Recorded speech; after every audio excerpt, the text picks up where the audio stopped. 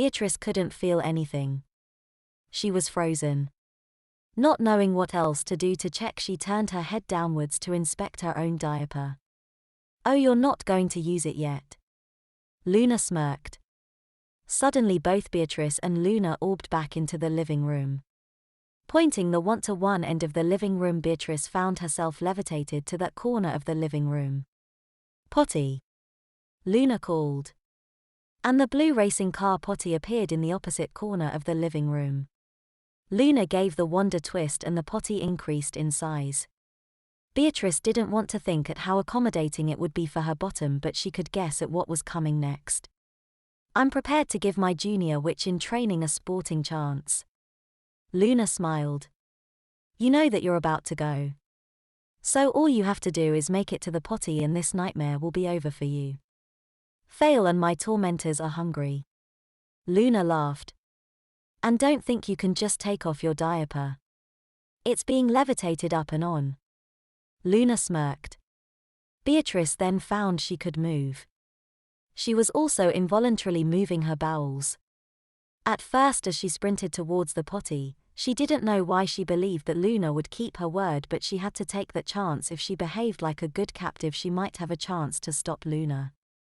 It wasn't to be though, as Beatrice found herself filling her diaper for the first time since forever. The warm mess pulled at her diaper in oblique angles, causing it move in uncomfortable ways. The only respite that Beatrice had in the embarrassing ordeal was at least gravity was keeping most of the mess away from her skin.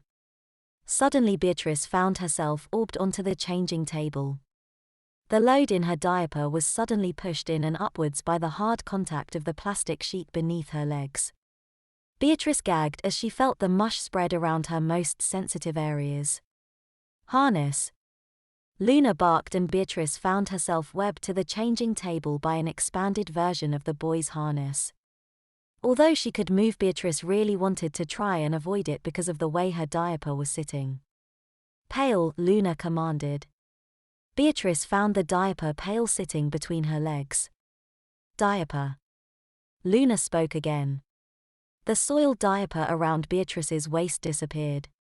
Suddenly Beatrice found herself levitated off of the table. Then she felt water orb underneath her. Staring at the wand, Beatrice could see her reflection, but more importantly she could see the strain on the faces of the sisters as their powers were used again and again. Firstly to orb the water, then to levitate it and Beatrice, and then to expand and contract the water so she was cleaned without being touched. Beatrice fought back the tears as the water disappeared and Beatrice was deposited back onto the cold plastic of the changing table. You are still a bit damp. There's no point giving your diaper extra work to do." Luna taunted.